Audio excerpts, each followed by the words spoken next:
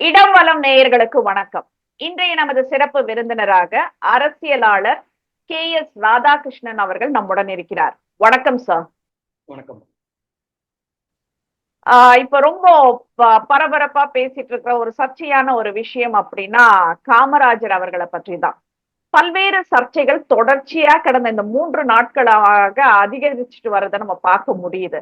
இப்ப மறைந்த முன்னாள் முதல்வர் கருணாநிதியின் கைகளை பிடிச்சிட்டு தான் காமராஜர் நாட்டை நல்வழி நடத்துங்க அப்படின்னுட்டு சொன்னதாகவும், அவர் ஏசி பயன்படுத்தியதாகவும் திருச்சி சிவா அவர்கள் பேசியது ரொம்ப பெரிய சர்ச்சையை அது உருவாக்கிடுச்சு.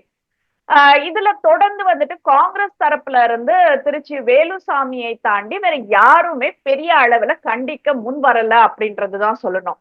காங்கிரஸ் தொண்டர்களுக்கே வந்துட்டு இதெல்லாம் அதிர்ச்சியா இருக்கு. அதே நேரம் காங்கிரஸ் காமராஜரை அடமானம் வச்சுட்டது திமுக கிட்ட அப்படின்னு சொல்லிட்டு நிறைய பேரு நம்ம சோசியல் மீடியால எல்லாம் பதிவிடுறதா நம்ம பார்க்க முடியுது. இது எப்படி இந்த முடிவுக்கு வரும் அப்படின்ற கேள்வி வந்துட்டு எழுந்துட்டே தான் இருக்கு. இந்த விவகாரத்தை நீங்க எப்படி பாக்குறீங்க சார்? காமராஜரோடு நான் பயணம் செய்தவர். ஆமா. அவருடைய வைரவன் என்பவர் எங்க ஊருக்காரர், சமையல்காரர், உதவியாளர். சமையல்காரர் மட்டுமல்ல, உதவியாளர். அவரோடு பயணித்தவர். காமராஜரை அன்றைக்கு அவர் இறக்கும் தருவாயில் சட்டக்கல்லூரி மாணவர்களாக நாங்கள் சந்தித்தோம் காலை. அப்போதே அவருக்கு ஏதோ ஒரு அசதியாக, ஒரு ஆயாசமாக இருந்தார். வியர்வை அப்படியே வழிந்தது. பிறகு மதிய உணவு சாப்பிட்டு விட்டு அவருடைய படுக்கை அறைக்கு செல்கின்றார். படுக்கை அறைக்கு செல்லும் போது வைரவா ஏசிய போடு சொல்லிட்டு ஏசி ஆன் பண்ணிட்டு அவர் படுக்க போறாரு. இருந்தாலும் கடுமையான வியர்வை கொட்டுகின்றது. அப்படி கொட்டுகிற போது அவருடைய படுக்கைக்கு பக்கத்துல ஒரு பெல் இருக்கும். அந்த பெல்ல அழித்து அது வைரவனை அழைக்கிறாரு. வைரவா, ரொம்ப உடம்பு சரியில்லைப்பா, டாக்டர் சபரிராஜனை கூப்பிடு. அவர் தான் அவருடைய மருத்துவர், காங்கிரஸ் கட்சியை சேர்ந்தவர். நாங்க காங்கிரஸ் அந்த நேரத்துல இருக்கோம். வேலுசாமி எல்லாம் காங்கிரஸ்ல இருக்கிறாரு. இன்னைக்கு நாடாளுமன்ற உறுப்பினராக காங்கிரஸ் போனோம். காமராஜரை பார்த்தவங்களே கிடையாது. இன்னைக்கு காமராஜரை பார்த்தவங்க பீட்டர் அல்போன்ஸ் ஒருத்தர் இருக்காரு, அங்க நெடுமாறன் இருக்காரு, என்ன குரு மன்னர், பல நெடுமாறன், அவர் தான் என்னை குரு மன்னர். அதே போக SR பாலசுப்ரமணியம் ஒன்று இருக்காரு. அப்படி பார்த்தா ஒரு 10 பேர் காங்கிரஸ் காமராஜரை பார்த்த ஆட்கள் இன்னைக்கு இருக்கிறாங்க. இன்னைக்கு நாடாளுமன்றத்துக்கு போன இவங்களுக்கெல்லாம் காமராஜரை பார்த்தது கிடையாது. இன்னும் உங்களுக்கு அதிர்ச்சி விட்டு இது சொல்ற, ப. சிதம்பரத்துக்கும் காமராஜருக்கும் சம்பந்தமே கிடையாது. புரிந்து கொள்ளுங்க. ப. சிதம்பரத்துக்கும் காமராஜருக்கு சம்பந்தமே கிடையாது. காமராஜருக்கு ப. சிதம்பரம் செட்டிநாட்டு அரசருடைய பேரன் தெரியும். சி. சுப்பிரமணியத்துக்கு நெருக்கம். அவர் இந்திரா காங்கிரஸ்ல இருந்தார். அவர் எப்படின்னா, அவரு என் ராம், அது மைதிலி சிவராமன், 3 பேருமே கம்யூனிஸ்டுகளா இருந்தாங்க, ரேடிக்கலா இருந்தாங்க. ரேடிக்கல் ஒரு பத்திரிகை நடத்துறாங்க. அது பிறகு CS நளினி சிதம்பரம் கல்யாணம் பண்ண பிறகு CS உடைய தேவையில இளைஞர் காங்கிரஸ் தலைவர், இந்திரா காங்கிரஸ், ஸ்தாபன காங்கிரஸ் வந்தார். இதான் பார்த்தது. இப்படியான நிலையில் இன்னைக்குள்ள இளைய சமுதாயத்துக்கு காமராஜரை பார்க்க தெரியாது. அப்படி இருக்கும் பொழுது அன்னைக்கு சபரிராஜனுக்கு போன் பண்ணும்பொழுது நான் சொல்றேன், சபரிராஜன், டாக்டர் சபரிராஜனுக்கு வைரவன் போன் பண்றாரு, அவரு கிடைக்கல. அப்பெல்லாம் டெலிபோன் தான், மொபைல் போன்லாம் கிடையாது. பிறகு எப்படியோ செய்தி இடையில ஒரு டாக்டருக்கு போன் பண்றாரு. அவருக்கு வர்றதுக்குள்ள சபரிராஜன் வந்துடுறாரு. வந்து கையை தொட்டு பார்க்கிறாரு, நாடிய பார்க்கிறாரு, தேதாசு வச்சு பார்க்கிறாரு.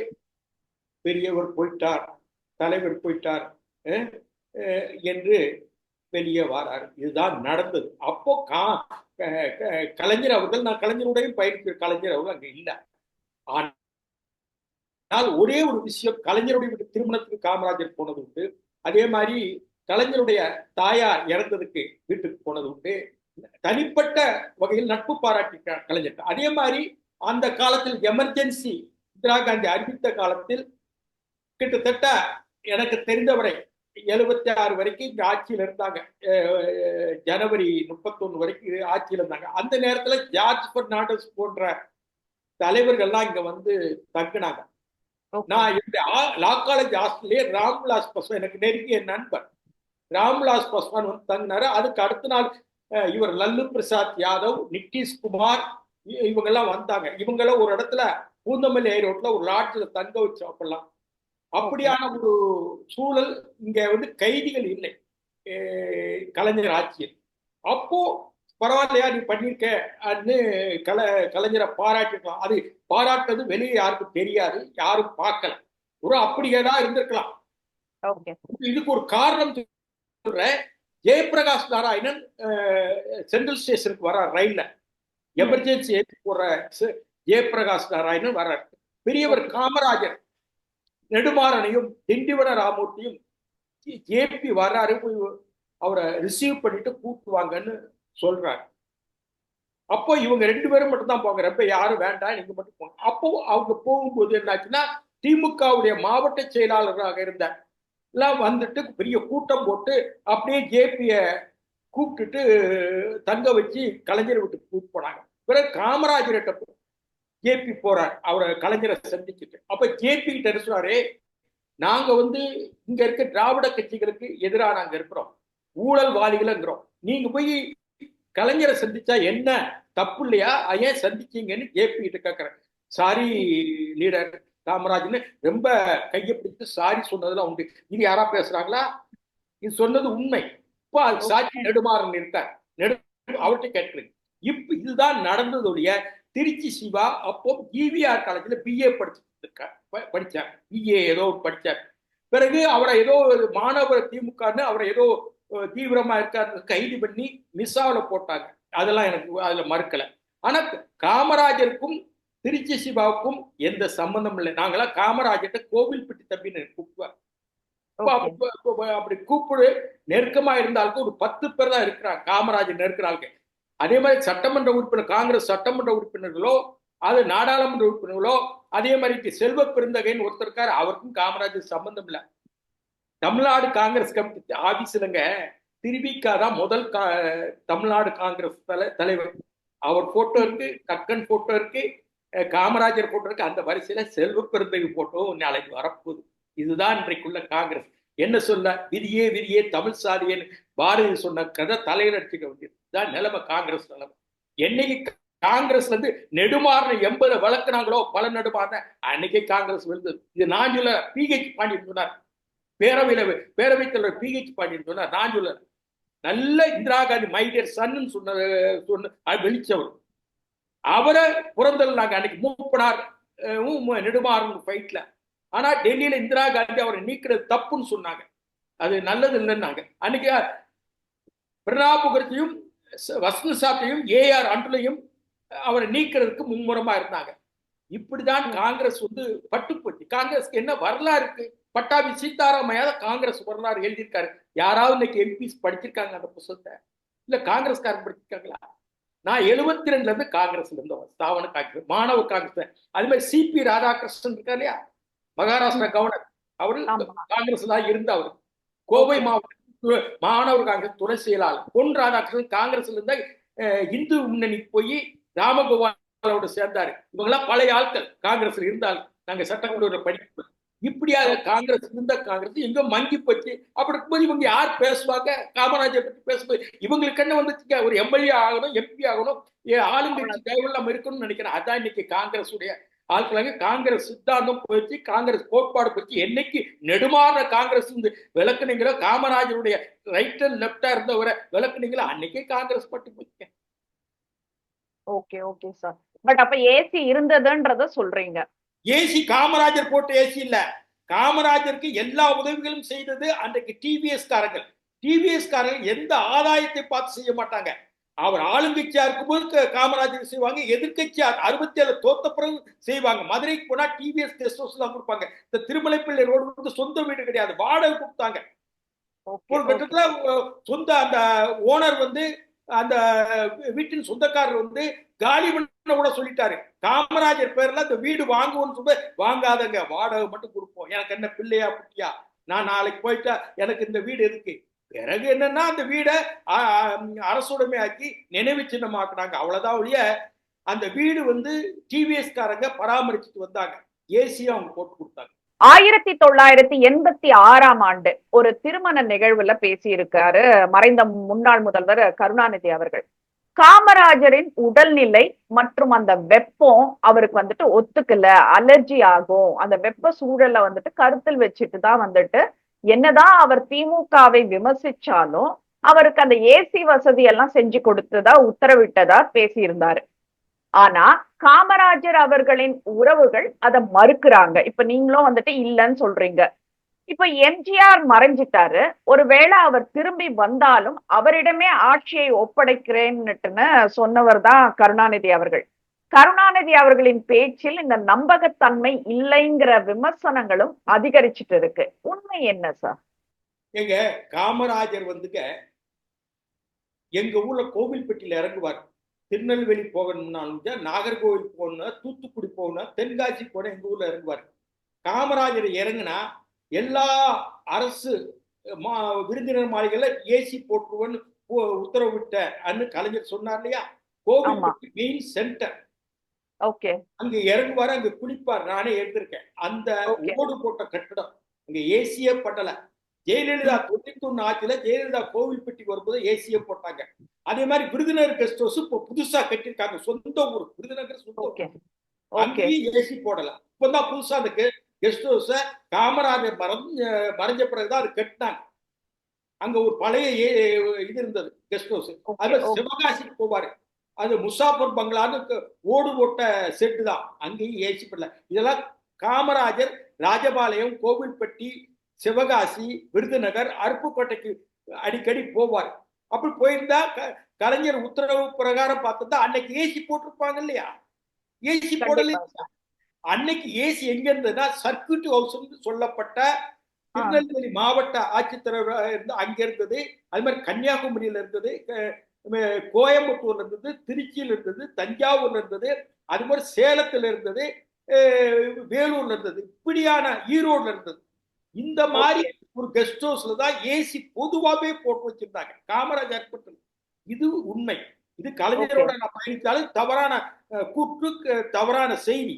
அது பல பிள்ளைகள் பற்றி கலைஞரே ஒவ்வொரு வைகோ ஏமாத்துவாருங்க, போயிடுவாரு, என்னை கூப்பிடுவாரு, எப்பா வாப்பா நீ தான்ப்பா அடுத்து, நீ தான் எல்லாம் பண்ண, நான் எல்லா வேலையும் பார்ப்பேன் எதிர்க்கட்சியில. ஆனா எனக்கு வர வேண்டிய ராஜ்யசபா வர விடாம அவங்க குடும்பத்தார் தடுப்பாங்க, இவர் அவங்க சொல்றதை கேட்டுக்குவார். அதே மாதிரி நாடாளுமன்ற தேர்தலையும் சட்டமன்ற தேர்தலையும் வாய்ப்பு கொடுப்பேன் மாதிரி செய்ய மாட்டார். நான் எதிர்கட்சியா போய் டெசோ நடத்திருக்கேன். முள்ளிவாய்க்கால் எதிர்த்து நான் தான் பண்ணேன். இதே ஸ்டாலின் ஐநா சபை போறதுக்கும் ஜெனீவா போறதுக்கும் அதே மாதிரி லண்டன் பிரிட்டிஷ் பார்லிமெண்ட கூட்டு போய் பேச வைக்கிறதுக்கு எல்லாம் நான் தான் காரணம். எனக்கு என்ன பண்ணிட்டாங்க? இப்ப நாடாளுமன்ற அதே மாதிரி மிட் நைட்ல கொல்றாங்கிற சீடி இருக்குல்ல, சன் டிவில காட்டினாங்க இல்லையா? அன்னைக்கு நான் விடிய கால 4 மணிக்கு போய் அந்த சன் டிவில கொடுக்கல, என்னால் காட்டியிருக்க முடியாது. அதே மாதிரி கனிமொழி இருக்காங்க இல்லையா, அவருடைய புதல்வி, அந்த அம்மா 91 ராஜீவ் படுகொலை 91 31ஆம் தேதி ஆட்சி கலைஞ்சு போச்சு. அவர் கல்யாணம் பண்ண அதிபன் போஸ் ஐயனாடார் பேரன் கனிமொழியை விட்டுட்டு ஓடி போயிட்டாப்ல. அப்போ நெருக்கடியான கட்டம். ஜெயலலிதா ஆட்சிக்கு வந்துட்டாங்க. ராஜீவ் படுகொலையில கலைஞரும் கைது செய்யப்படுவார். ஒவ்வொரு நாளும் அன்னைக்கு பிரச்சனையா இருந்து கடையெல்லாம் மூடுவாங்க ஒரு 6 மணி ஆனோன்னு. நேரத்துல அவர் எம்பி கொடுத்த, மந்திரி கொடுத்த NVN சோப்பு மகளுக்கு எம்பி கொடுத்திருக்கிறாங்க. NVN சோப்புன்னு அமைச்சிருந்தார். என் கணபதினு பாபநாசம், தஞ்சாவூர் பாபநாசம். அவர் டெப்டி ஸ்பீக்கரா இருந்தார். இவங்க கிட்ட 2 பேருக்கு இந்த பொறுப்பை கொடுத்தார், செய்யல. பிறகு வைகோ இலங்கைக்கு போகும்போது என் கூட பேசாத, கட்சி ஆபீஸ்க்கு வராதுன்னு விரட்டி விட்டார். அது 89 வைகோ இலங்கைக்கு போறார். நான் தான் அனுப்பிவிட்டு என் கூட பேசாத, கட்சி ஆபீஸ்க்கு வராதா, அறிவாலயத்துக்கு வராதா, என்னை பார்க்காதன்னு சொன்னவரே இதுக்காக ஒரு நாள் மாலை பொழுது அலோன்னு பேசுறாரு. என்னடா இவர் பேசுறாரு, என்ன விஷயம் கேட்டேன். என்னங்க, நீ உடனே போட்டு வா, உடனே ஆலிவர் ரோட் வா போன. எதுக்குடா பேசுற, நம்ம தான் வரக்கூடாதுன்ட்டாரு, பேசக்கூடாதுன்ட்டாரு. வைகோ நான் தான் சீரழிக்க இலங்கைக்கு அனுப்பிட்டேன், ஆட்சியை கவுத்துவேன்னு சொன்னாரு. இப்ப எதுக்கு நம்மளை கூப்பிடுறாரு? நான் எங்க ஊர் பக்கத்துல கோவில்பட்டு அரசியல் பட்டு அமைதியா இருப்பேன். சென்னையில எங்கேயும் வரமாட்டேன். புதுக்குழுவில் மட்டும் கையெழுத்து போட்டு பின்னாடி உட்காந்துருவோம் திமுக. வந்தவொடனே நான் கணபதி கிட்டையும் NVN சொல்லிட்டு சொன்னேன், இந்த கனிமொழி திருமணம் நல்லா நடந்தது, அவங்க விட்டுட்டு சிவகாசிக்கார விட்டுட்டு போயிட்டான். நீ எப்படியாவது வெளியே தெரியாம இப்ப ஜெயலலிதா ஆட்சிக்கு வந்துட்டாங்க, ராஜீவ் படுகொலை, என் மேல கடுமையா நெருப்ப கக்குறாப்புல, அக்னியை கட்டுக்கிறாப்புல, வெளியே தெரியாம ஒரு டைவர்ஸ் வாங்கி கொடு. அதுவும் அவங்க வீட்டுல வச்சு ஜட்ஜி வீட்டுல வச்சு வாங்கி கொடு, பிரின்சிபல் ஃபேமிலி கோர்ட்ல. ஓகே. நானு கிருஷ்ணசாமின்னு ஒரு ஜட்ஜ் இருந்தார். பிறகு அவர் கோர்ட்டுக்கு நான் சினிமா நடிகைகள் முக்கியமானவங்க டைவர்ஸ்ல நான் தான் பார்ப்பேன். ஏன்னா அன்னைக்கு நல்ல பிராக்டிஸ், பெரிய பிராக்டிஸ். என்கிட்ட நான் பல சினிமா அவங்க பேர்கள்லாம் சொல்ல விருப்பம். அப்படி இருக்கும் பொழுது நான் அவர்கிட்ட ஜட்ஜி கிட்ட சட்டப்பிரகாரம் பெர்மிஷன் கேட்கிறேன். பெர்மிஷன் கேட்கும்போது அதெல்லாம் எல்லாருக்கும் ஒண்ணுதாயா, அது எப்படியா கொடுக்க முடியும் அன்ட்டார். இரவுல ஒரு நேரம் கொடுங்க, மாலையில தனியா கொடுங்கன்னு கொடுக்கல. இந்த ஒரு 4 நாளா அவர்கிட்ட கெஞ்சி கெஞ்சி பாக்குறேன். சட்டப்பிரகாரம் தான், சட்டத்துக்கு புறனா இல்ல, அதை தெளிவா சொல்லிடுறேன். பிறகு என்ன சொல்றாரு, சரிப்பா நீ ஒரு முதலமைச்சர் பொண்ணுங்கிற அவங்களுடைய பாதிப்பு வந்துடக்கூடாது. ஏன்னா இதெல்லாம் எப்ப நடந்தது, 91 நடந்தது. இப்ப எத்தனை வருஷம் இப்பதான் வெளியே நான் சொல்றேன். அந்த பொண்ணு கல்யாணம் ஆன பிறகுதான் அந்த அம்மா டைவர்ஸ் ஆனதுன்னு தெரியும். பிறகு நான் அவர் சொன்னாரு, நான் ஒரு நைட்ல 8 மணி வரைக்கும் உங்களுக்காக காத்திருக்கேன். இரவு எந்த கோர்ட்டா கூடுமா, 5:30 கோர்ட்டு முடிக்குவாங்க இல்லையா. ஆமா. பிறகு இவங்க வர்றதுக்கே தாமதம் ஆயிடுச்சு, 8:30 ஆயிடுச்சு. நானு கனிமொழியுடைய அம்மா ராஜாத்தி, வைகோ என் சொந்தக்காரர் பக்கத்து இருக்கார் வைகோ, விஜயா தாயன்பன் ஒரு அம்மா இருக்கிறாங்க, பாஜகவுக்கு வந்து இப்ப திமுக இருக்காங்க அந்த அம்மா. அதே மாதிரி அதிபன் போஸுடைய அம்மா அப்பா அவங்க யாரோ ஒரு உறவினர் 3 இவ்வளவு வந்து பிறகு அதிபன் போஸையும் கனிமொழியும் ஜட்ஜி சேம்பருக்கு கூட்டு போய் ஃபைல் பண்ணி மறுபடியும் 6 மாசம் கழிச்சு மியூச்சுவல் கன்சல்ல அந்த டிகிரி வாங்கினேன். நிலைமை இவ்வளவு பண்ணிருக்க, இவ்வளவு பண்ணவங்க திருச்சி சிவாவில் பண்ணிருக்காரா. அது மாதிரி ஜெயலலிதா வழக்க கர்நாடகத்துக்கு மாத்தணும்னு சொன்னேன். ஆனா கலைஞர் வந்து நல்லா பேசுவார்மா, நல்லா செய்வாரு. ஆனா என்னை பொறுத்தவரை எனக்கு அவர் ஒண்ணு செய்யல. அது சொல்ல வேண்டியது காரணம் நல்லா இருப்பார், பாசமா இருப்பார், செய்ய மாட்டார். அவர் குடும்ப இந்த அளவு இன்னைக்கு நாடாளுமன்ற உறுப்பினராக சென்றவர்களோ, நாடாளுமன்ற ராஜ்யசபாவுக்கு சென்றவர்களோ, இன்னைக்கு அமைச்சர்களாக இருக்கிறவங்களோ யாரா செஞ்சிருக்காங்களா சொல்லுங்க. உங்க பார்வைக்கு ஒரு நீங்க வந்து பொதுவெளியில நீங்க சொல்லுங்க. இதுதாங்க திமுக. அவங்க தேவைன்னா வச்சுக்கிடுவாங்க. அது இப்ப ஸ்டாலின் வந்த பிறகு ரொம்ப மோசமா. ஸ்டாலினுக்கு புரிதலும் கிடையாது, அறிதலும் கிடையாது. யாரும் எழுதி கொடுக்குறாங்க, எழுதி கொடுக்கறத வச்சு அவர் பேசுறாரு, அதுவும் தப்பு தவறுமா பேசுறாங்க. இந்த சூழ்நிலையா நேத்து எழுதி கொடுத்தவங்க யாரு, நேத்து வரைக்கும் திமுக திட்டவங்க. நாங்களாம் திமுக முள்ளிவாய்க்கால திட்டவங்க. நான் முள்ளிவாய்க்காலுக்கு இவங்களை முட்டு கொடுத்தவன் நானு. அந்த முள்ளிவாய்க்கால் திட்டின ஆட்கள் தான் இன்னைக்கு இங்க வந்து உட்கார்ந்துட்டு இருக்காங்க. ஒரு பெரிய பட்டாளமே இரவு இந்த சொன்னா தப்பா நினைக்கூடாதுமா, நான் 10 வருஷம் 15 வருஷம் போறது இல்லை. இந்த சம்பாஷணை நடக்கும் டிவியில இரவுல விவாதங்கள். இந்த விவாதங்களுக்கு நெறியாளருக்கும் ஒன்றும் தெரியல, போறவனுக்கும் தெரியல. 2010 நானும் பழக்கற்பா வாக் அவுட் பண்ணிட்டு போறது கிடையாது. இதுல என்ன பண்றாங்க, நெறியாளரும் திமுகவுக்கு ஆதரவா பேசுறாரு, சமூக நல ஊழியரோ சமூக சேவகரோ ஒருத்தர், அவர் திமுக. அரசியல் விமர்சனம் இப்ப சொன்னீங்களா, அரசியல் விமர்சனம், அதனால வேண்டாம். அரசியல் திமுகவை சார்ந்த ஒருத்தர், அதே மாதிரி எதிர்கட்சியில ஏடிஎம்ல பிஜேபி ஒருத்தர். இதுதாமா இன்னைக்கு நடக்க பெய்டு நியூஸ். இந்த ஆட்சி நல்லாட்சியில போக வேண்டிய ஆட்சி, தெய்வத்தின் குரல் ஆட்சி போயாகும். எங்களை மாதிரி ஆட்கள் எல்லாம் வைகோனால பாதிக்கப்பட்டோம். கலைஞர் குடும்பத்தினால ஒரு 40 ஆண்டு காலம் எங்களுக்கு தொலைச்சோம். நான் பிரபாகரன் இருந்தவன், வைகோவுக்கு பிரபாகரனை அறிமுகப்படுத்தி வைக்கிறேன். அதே மாதிரி வைகோவை இலங்கைக்கு அனுப்பினவன்.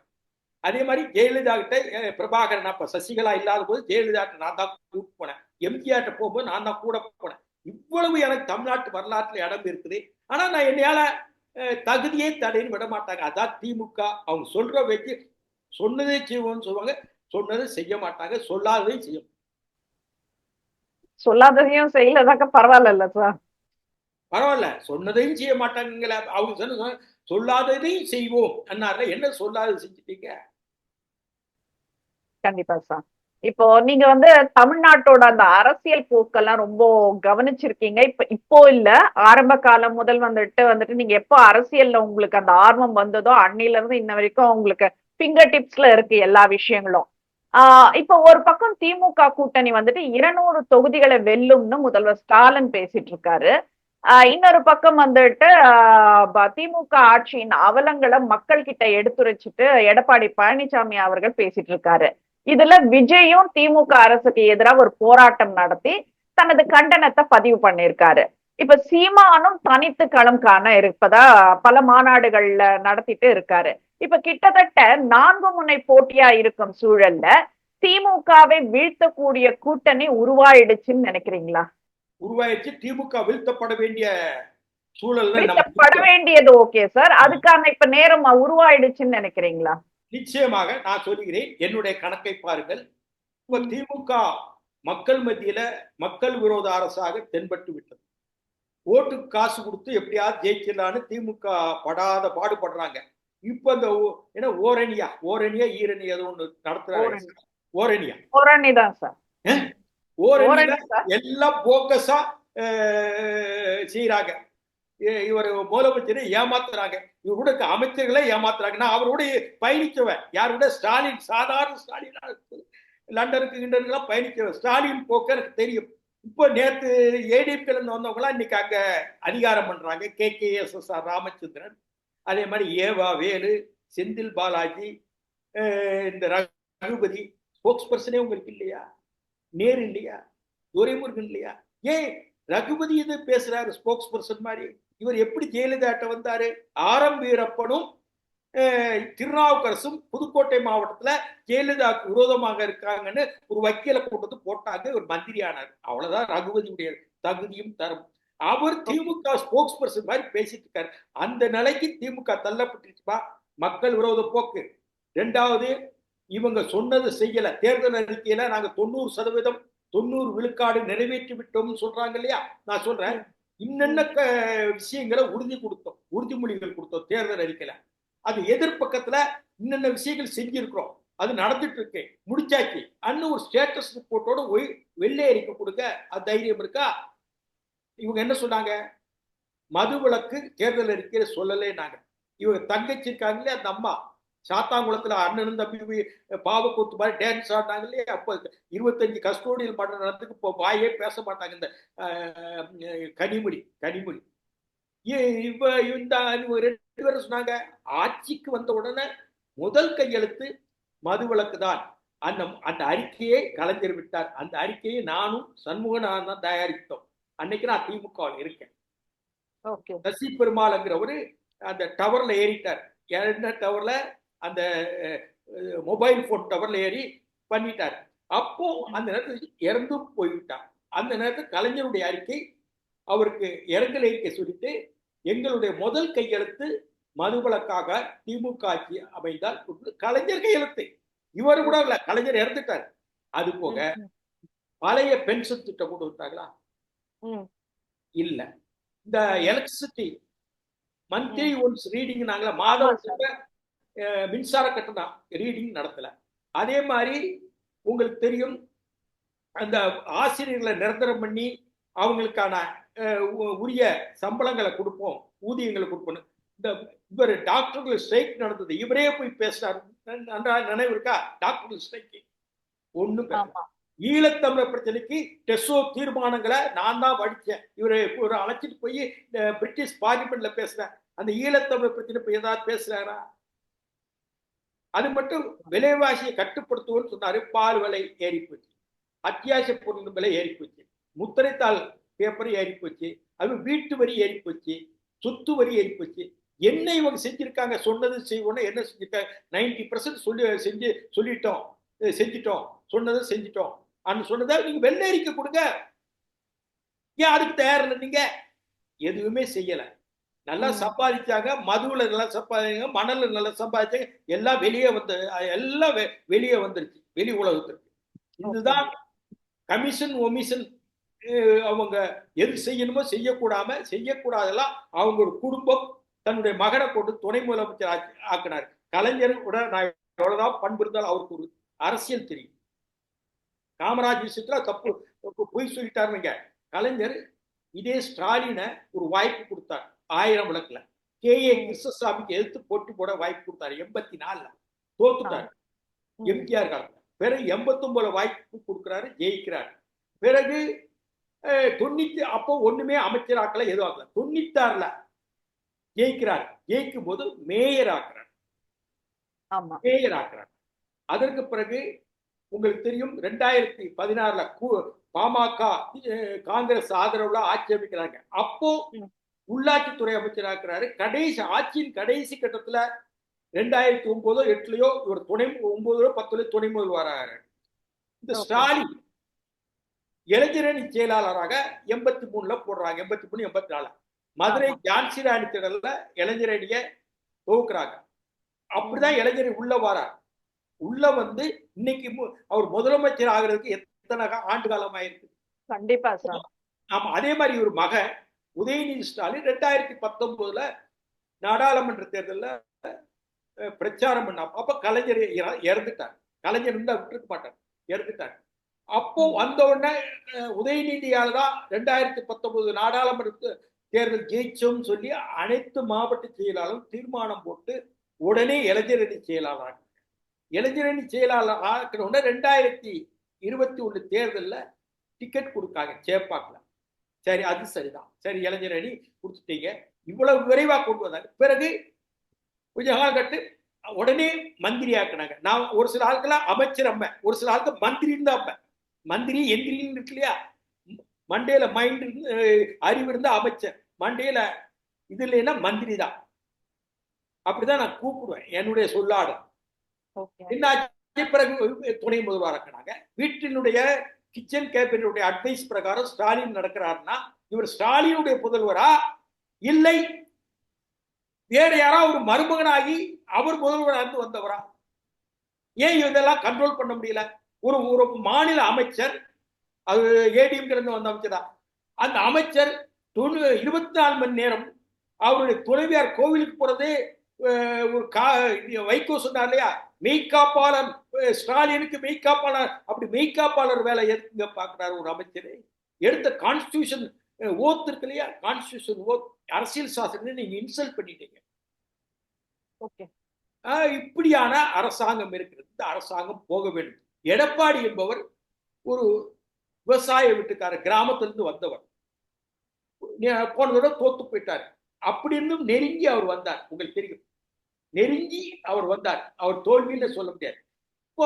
நாங்க ஒரு ஸ்ட்ராட்டஜி பண்றோம். நான் திமுக இருந்தாலும் வெளியே வந்து ஒரு சில வேலைகள் பார்க்கிறேன்.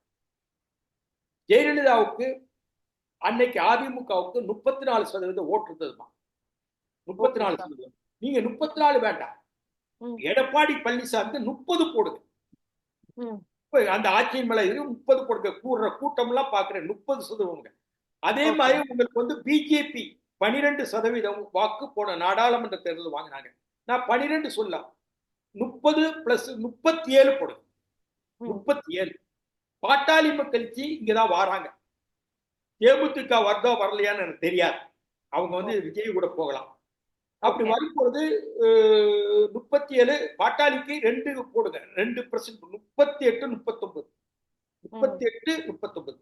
டாக்டர் கிருஷ்ணசாமி, அதாவது புதிய தமிழகம், அவரு இந்த அணியில் இருக்காரு. அது வந்து ஒரு 1% போடுங்க, 39 40 ஆகுது. விஷயத்துக்கு வாங்க. இன்னி நான் 40 ஆகுதா, நான் ஒரு விஷயத்துக்கு வர்றேன். தமிழ்நாட்டில் தெலுங்கு பேசுகிற சமுதாயம் 20% இருக்குது. பல்வேறு ஜாதிகள், நாயுடு, ரெட்டியார், அருந்ததியர், 24 மணி செட்டியார்கள், அதே மாதிரி யாதவா, கொல்லாசு இருக்காங்க. இவங்களுடைய 20% இருக்கு. இந்த 20% கிறிஸ்துவ இஸ்லாம் சமுதாயத்தை விட அதிகம். இதற்காக தான் பவன் கல்யாணை அழைத்துக் கொண்டு இங்க வருகிறேன். தேர்தல் நேரத்தில் பிரச்சாரம் செய்யப்படுறாரு. அந்த 20%த்துல நாங்க எதிர்பார்க்கிறோம் 7%, 47%, 45 வாங்கினாலே கிராஸ் ஆன் தி வால். சரிங்க சார். அது போக விஜய் விஷயத்துக்கு வாங்க. விஜய் என்ன செய்ய போறாருன்னா, தேமுதிக அவங்களோட சேரலாம், வைகோ அவங்களோட சேரலாம். ஏன்னா இங்க அதிகமாக கிடைக்கல, வைகோ போலாம். வைகோவுக்கு 0.75, தேமுதிகவுக்கு 1%. விஜய்க்கு வந்து இப்ப எவ்வளவு சதவீதம் நீங்க சொல்லுங்க, விஜய்க்கு எவ்வளவு சதவீதம்? இல்ல, இப்ப அவர் ஹோம்வொர்க் மட்டும் தானே சார் பண்ணிட்டு இருக்காரு. ஒரு கணக்கு சொல்லுங்க. இல்ல, என்ன பொறுத்த வரைக்கும் 1% விட்டுங்க. ஒரு சில நண்பர்கள்ட்ட கேட்ட பத்திரிகை எவ்வளவு சதம் இருக்குன்னு கேட்டா, சார் 8ல இருந்து 12 13% இருக்குன்னு சொல்லியிருக்காரு. 13% ஓட்டுகள் விஜய் கிடைக்கும் சொல்றாரு. நீங்க 15 போட்டுக்கோங்க. சீமான் அவர்களுக்கு என்ன கிடைக்கும் சார்? இல்ல சொல்றேன், 15 போட்டுக்கோ. 15னா வைகோவுக்கு ஒரு 0.75, 15.75. இவங்க தேமுதிக 1 16.75 விஜய்க்கு. அப்படி விஜய் ஓட்டு வாங்கும் போது சிறுபான்மையர் ஓட்டு தான் வாங்குறாரு, கிறிஸ்தவர்கள் ஓட்டும் இஸ்லாமியர் ஓட்டு வாங்குறாரு. அந்த ஓட்டு ட்ரெடிஷனலா திமுகவுக்கு போற ஓட்டு. அது டிண்ட் ஆகும், திமுக பள்ளமாக்கும். தெலுங்கு பேசுகிற ஓட்டும் இஸ்லாமியர் ஓட்டும் கிறிஸ்தவர் ஓட்டும் திமுகவுக்கு போகுது. இதை நாங்க டிண்ட் பண்றோம். இது சீமான் ஏற்கனவே தேர்தல் அங்கீகாரம், தேர்தல் கமிஷன் அங்கீகாரம் வாங்கிட்டார் 6% போட்டு. இப்படி அவர் போகும்போது அந்த 6% 6 to 7% வரலாம், அதை விட குறையலாம், சொல்ல முடியாது. அன்னைக்கு என்னன்னா எப்படின்னா நாடாளுமன்ற தேர்தலில் பலவிதமான சூழல். இப்ப அந்த சூழல் இல்லை. ஒரேடியா எடப்பாடி பழனிசாமியா ஸ்டாலினா தான் கொஸ்டின். அப்படி இருக்கும்போது கூடும் குறையும், அது சொல்ல முடியாது. இதுதான் நிலைமை.